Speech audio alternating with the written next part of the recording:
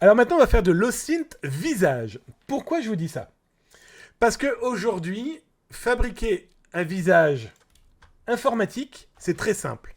Le gamin que vous avez là à l'écran n'existe pas. C'est un algorithme. C'est une intelligence artificielle qui vous a fabriqué le visage. Je vais vous en fabriquer un. Ce monsieur, avec cette sublissime casquette, n'existe pas. Il n'a jamais existé. C'est un algorithme qui vous le fabrique. Cette dame, c'est pareil. Cette dame, etc., etc. Tout ce que je vous montre là, ce sont des gens qui n'existent pas. Là, je vais trop vite pour l'algorithme, du coup, ça l'embête. Tous ces gens-là pourraient être utilisés dans de faux messages, de faux posts, un faux CV, etc., etc. Et donc, du coup, bon, alors là, je ne sais pas trop ce qui lui est arrivé sur... Alors lui, on va être d'accord, hein, l'intelligence artificielle a un peu ses limites. Là, il lui a mis une espèce de furoncle XXL avec une légère décapitation, enfin au moins un scalp. Un léger scalp avec un léger strabisme. Là, il n'y a rien qui va dans ce visage, ok? Mais au moins, l'algorithme est capable de faire certains visages d'une efficacité redoutable, d'accord? Alors, je vais vous mettre l'URL si ça vous intéresse quand même. Du coup, bon, vous l'aurez... je vais pas le mettre parce qu'il faut que je passe de fenêtre en fenêtre. Mais au moins, ça vous permet de voir qu'il est possible de créer des visages de manière assez radicale. Alors, il faut savoir que générer des photos en OSINT, c'est pas négligeable parce que vous souhaitez potentiellement retrouver quelqu'un. Mais vous pouvez aussi vous dire, oh, je me souviens d'une personne et vous voulez peut-être créer un portrait robot. Là, ce que vous voyez là, cette personne n'existe pas. C'est l'algorithme de ce site qui a créé le visage. Alors moi, je veux quelqu'un de souriant, d'une couleur de peau, peu importe. Je veux qu'il ait des lunettes. Et on va générer ce nouveau visage. Bon, là, on est d'accord, l'algorithme, il a pété un câble aussi, où là, on voit qu'il n'est pas d'une efficacité redoutable. Il faudrait qu'il arrête de se mordre les lèvres. Problème de gestion des ombres, là, etc., etc. Heureusement, les algorithmes aujourd'hui restent bancals. Ça aide. Elles s'améliorent. Hein. Soyons pas fous. Mais au moins ici, on a des outils qui vous permettent, quand même,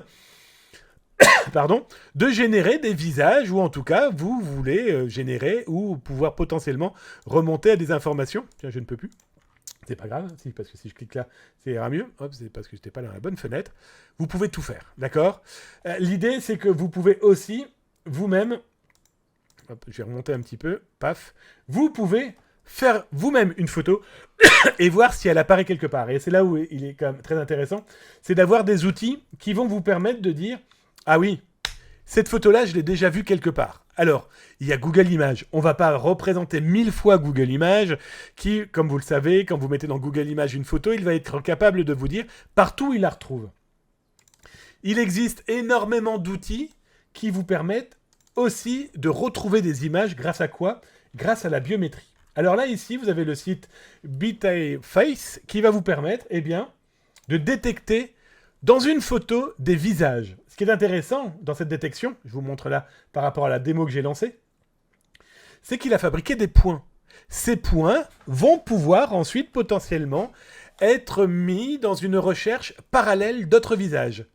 Et normalement, si l'algorithme est intelligent et si l'outil est efficace, il vous dira « Ah oui, tiens, Anne-Sophie qui est ici, ou Damien qui est là, ou Paulette qui est ici, peu importe, je le retrouve bien sur une autre photo que tu m'as diffusée, que tu m'as proposée. » Et là, je vous cache pas que ça peut devenir très intéressant dans une foule, avec pas trop de monde pour ce cas-là quand même, mais quand même, et vous dire « Ah oui, oui, il y a bien match. Il y a bien matchage avec la photo que tu m'as proposée et la photo que tu veux mettre en contradiction, que tu veux mettre en parallèle pour savoir si c'est bien la bonne personne présente. » Même principe avec Facial Recognition.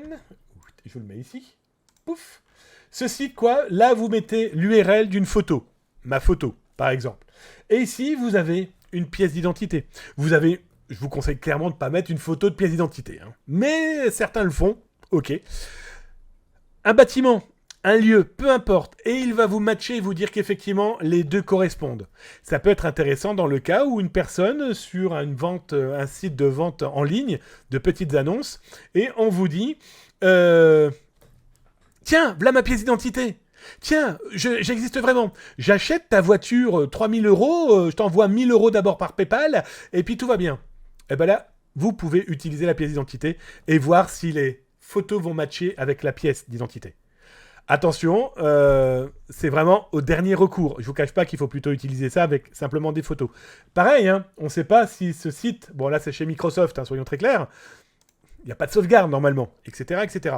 Mais au moins ça va permettre de matcher, à savoir si les deux informations vont matcher et si la personne qui s'annonce être un acheteur potentiel d'informations, ou plutôt de votre voiture, ou de votre camping-car, ou de votre chien, ou de je ne sais trop quoi, est bien une personne vivante et existante. Et je finirai par Pictweave. On avait déjà parlé de ce site. Des gens m'avaient demandé de le remontrer, qui est quand même d'une efficacité aussi très intéressante. Alors, tabarnak, bah là ça commence bien. Lui, il est plus du tout en HTTPS. Donc on va l'oublier celui-là, hein, d'accord? Hop. Bah oui, enfin, on va pas utiliser des sites qui sont pas en HTTPS, les amis. Il faudrait être complètement con, hein, pardon du terme, mais ça ne se fait pas. C'est dommage parce que lui permettait de détourer des images, permettait donc d'extraire une photo pour pouvoir en extraire le fond. Souvenez-vous, hein, vous retrouvez ça d'ailleurs sur le site de Zataz, qui permet d'analyser une photo qui a été modifiée, qui a été truquée, etc., etc. Pictweave permet de le faire, mais là, bah du coup, je vous le déconseille très clairement de l'utiliser pour le moment parce que pas de HTTPS, donc point de salut et de cybersécurité. Vous l'aurez compris. Je bois un coup et je reviens.